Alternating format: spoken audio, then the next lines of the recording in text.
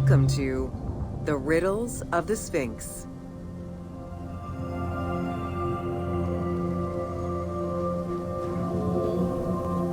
A sphinx was originally meant to be a personification of the king. The human head, wearing pharaonic regalia, was fused with the body of a lion, thus sharing the qualities the powerful animal possessed, namely its power, the swiftness of its attack, and its majestic authority. By these very virtues, it was also considered a symbol of protection. Unsurprisingly, statues of sphinxes could be found along the dromas, protectors of the path taken by the gods to reach the temples.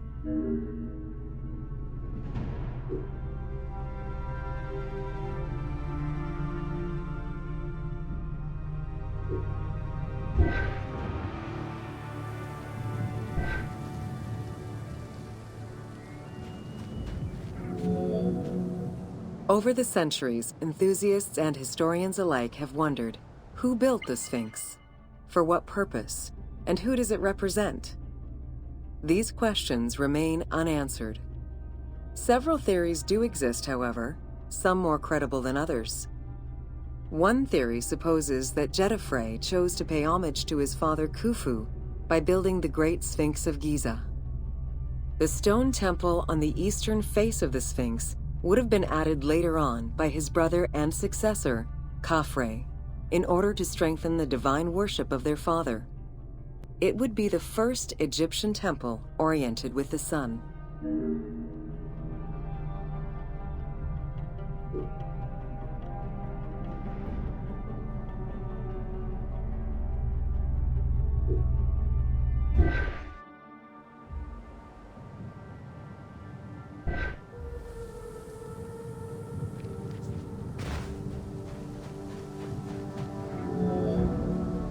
Another theory suggests that the Sphinx was built by Khafre and was meant to represent him. The arguments to support this hypothesis are based on the fact that the limestone beds used for the main work of the Temple of the Sphinx are geographically and architecturally similar to the Valley Temple of Khafre.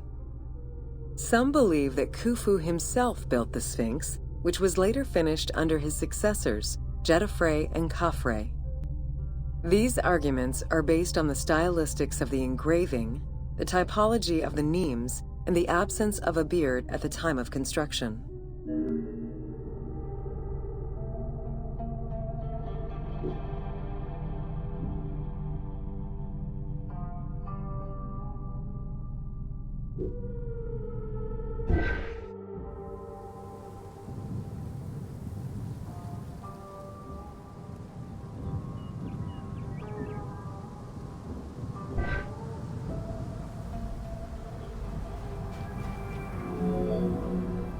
While ancient Egypt as a whole leaves a rather monochrome vision of its monuments and statuary, it is vital to understand that in ancient times, absolutely everything was painted. The sun, eating away at the pigments of the colors, the sand, the climate, and the implacable impact of time, unfortunately destroyed the glorious colors of the Sphinx of Giza. Documents from an Arab Egyptologist of the 12th century, Abd al-Latif al-Baghdadi, indicate that traces of red were still visible in his time. Today, however, the only color that remains are traces of red close to the ears of the Sphinx, as well as hints of blue and yellow on the nemes, traditional colors for that type of headdress. The pigments for the color red were man-made, obtained by mixing different products such as clay, quartz sand, and very finely crushed hematite.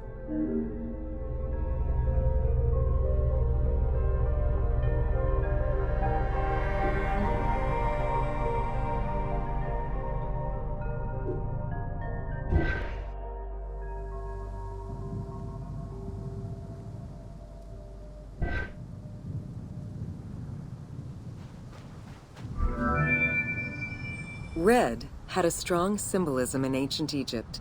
It was both the color of life and the color of death.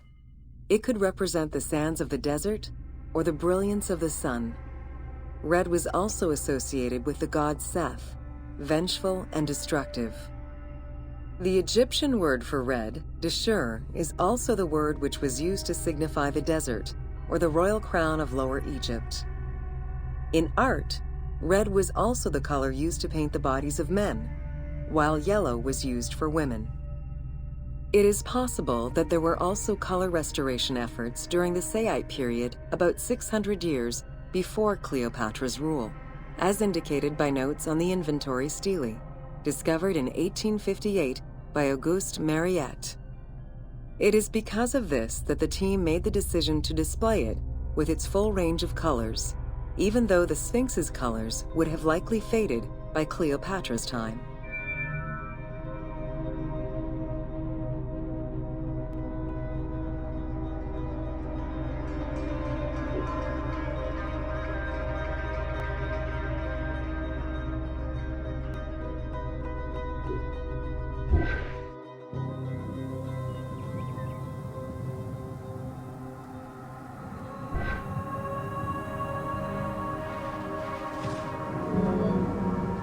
Dating from the 4th dynasty, approximately 2600 to 2500 BCE, the Great Sphinx of Giza is the oldest and largest sphinx that we know of. Carved from a natural limestone outcrop, the Sphinx measures 19.8 meters in height, 73.2 meters in length, and 14 meters in width.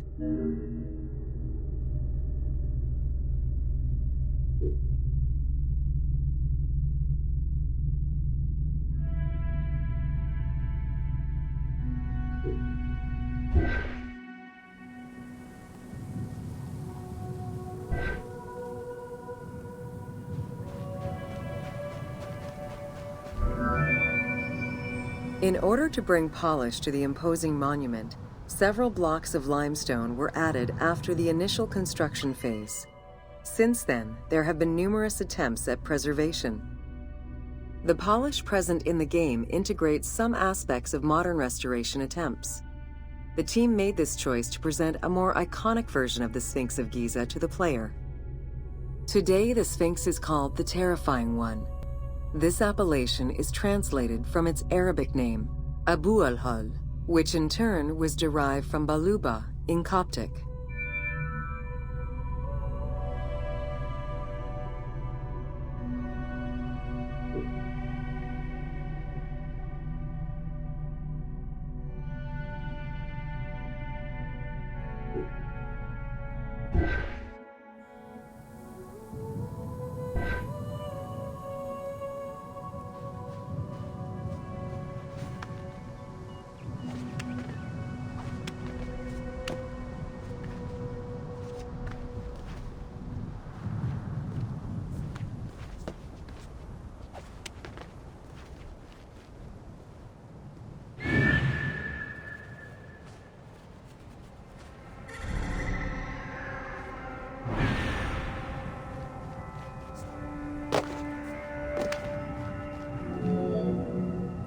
The Sphinx as a whole was carved in situ from a natural stone promontory. Its head was built in a limestone peak of the Mukattam Plate, and the body was sculpted in the underlying rock layer where it is located. The degradation of the Sphinx is due in particular to wind erosion and the different quality of limestone used in its construction. The level of sodium contained in the groundwater which abuts the stone is also a contributing factor.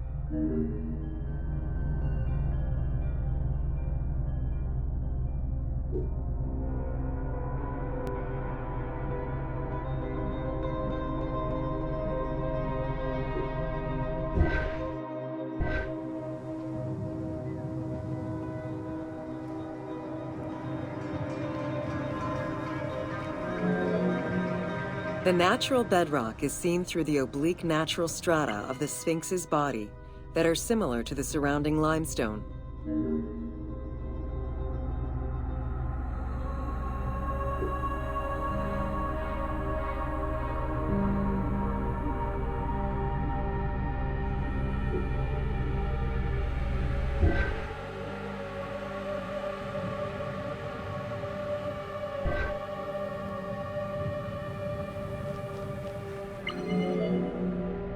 Since antiquity, people have always believed there was a hidden tomb deep within the Sphinx. It is thought that attempts to plunder the Sphinx began as far back as the First Intermediate period. Since then, numerous attempts to pierce the Sphinx's secrets have been carried out, leaving indelible scars upon the monument.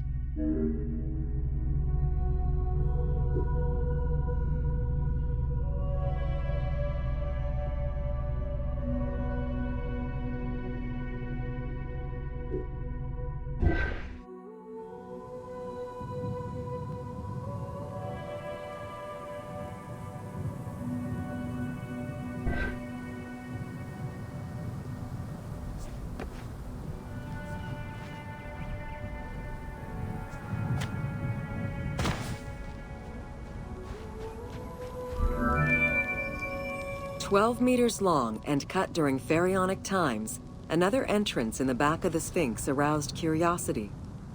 Although Thutmose IV attempted to seal it off, it was possibly reopened by treasure hunters. It was rediscovered by Howard Vyse and mapped more recently by Mark Lehner. This entrance at the back of the Sphinx leads to different cavities of a few meters each, in directions going inside the statue's body and under the surface. The team has used this opportunity to extrapolate a little more.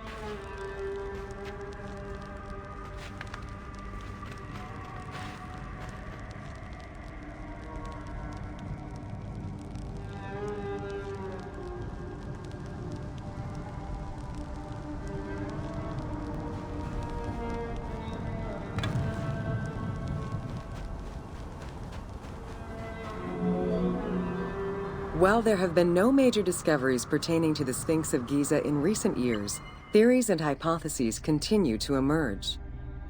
Without validation provided by archaeological sources, however, they remain unsubstantiated.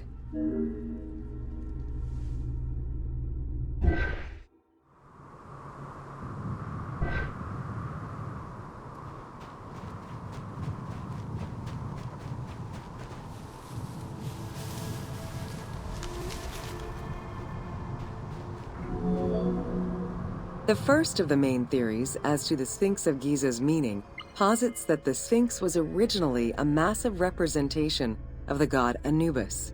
Its principal arguments are that the head of the Sphinx is disproportionate compared to the size of its body. The second theory believes that the representation of two sphinxes on the stela of Thutmose IV would indicate that another stone sphinx had existed on the site itself, possibly even in paired symmetry on the other side of the Nile. However, neither of these theories can be verified in any way.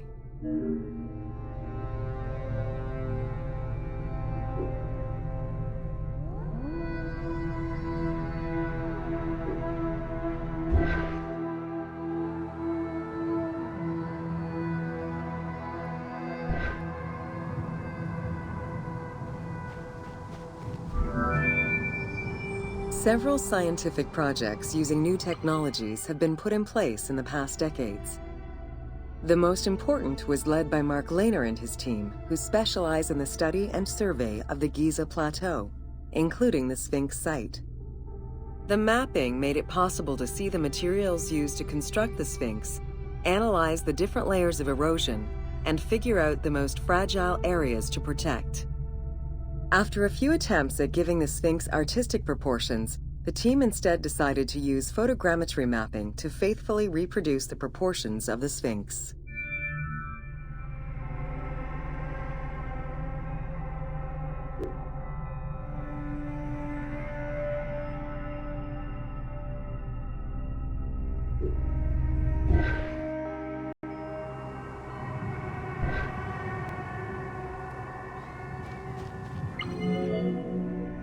What the Sphinx of Giza represented during its construction and how the Sphinx was perceived by the Egyptians of the New Kingdom are two very different matters.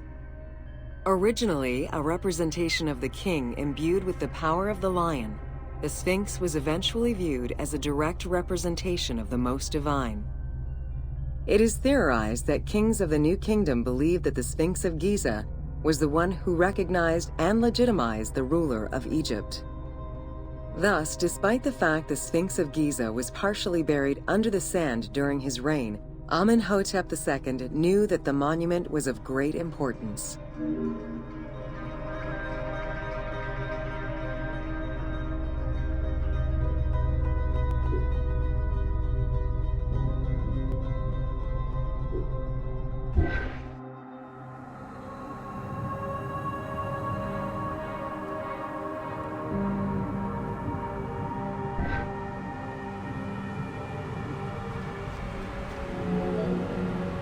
Amenhotep II built a second temple dedicated for the Sphinx as Horemakhet to pay homage to Khufu and Khafre, his predecessors. It became a common habit for this dynasty to spend time with their royal courts at the Sphinx. Its sanctuary became known as Setepet, the Chosen.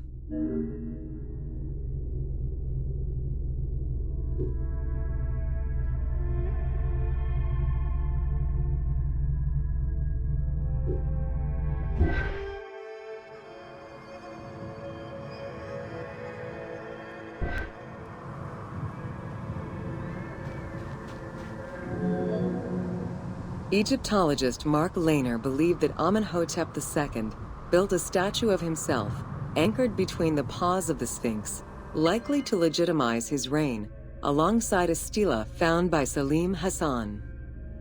Many other pharaohs of this dynasty, such as Tutankhamun and Ramses II, also left marks of their passage in a similar fashion, sometimes even stripping the stones of nearby temples and pyramids to do so. Amenhotep II's son and successor, Thutmose IV, was a frequent offender.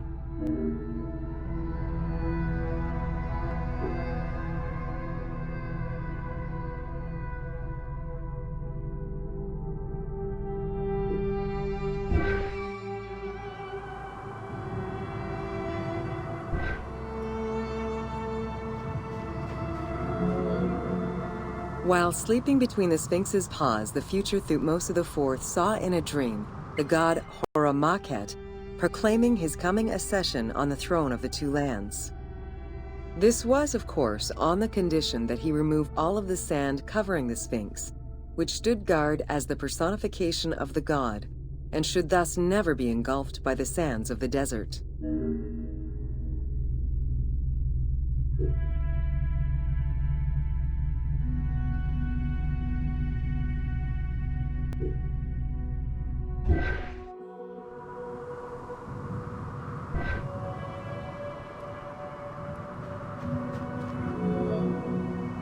The 15-ton dream stela built by Thutmose IV to commemorate his dream was discovered by an Italian Egyptologist, Giovanni Battista Caviglia, in 1818, when he undertook the task of freeing the Sphinx from the sand, which had, yet again, covered it.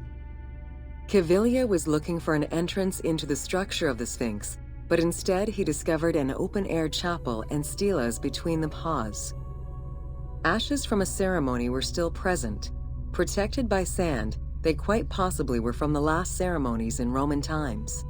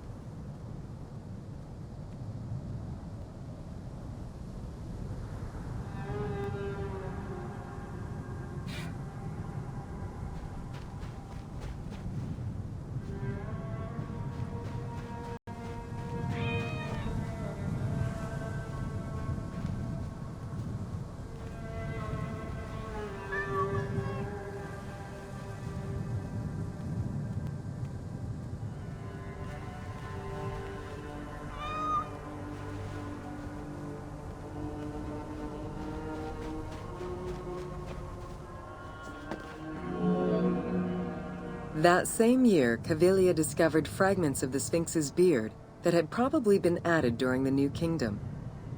If many of these pieces are held by museums in Cairo, a fragment is displayed at the British Museum, along with a piece of the uraeus that was on the Sphinx's headdress. It is believed this fragment of beard was possibly kept in place thanks to the statue of Amenhotep II, which was supposed to be located under the head of the Sphinx.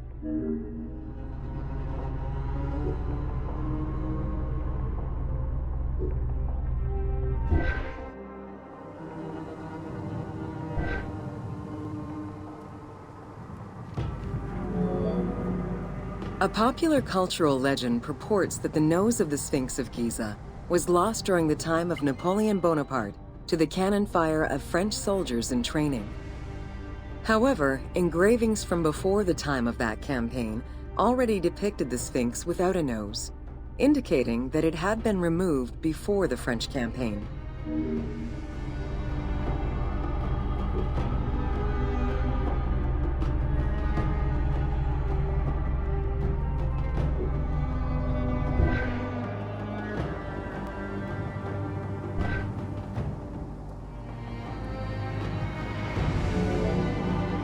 The most plausible hypothesis is based on the research of the German historian Ulrich Harman. During the 1980s, Harman compiled medieval sources written by Arab authors. In doing so, he discovered that the Sphinx was once perceived as a favorable omen, a deity supporting sediment-nurturing floods and crops.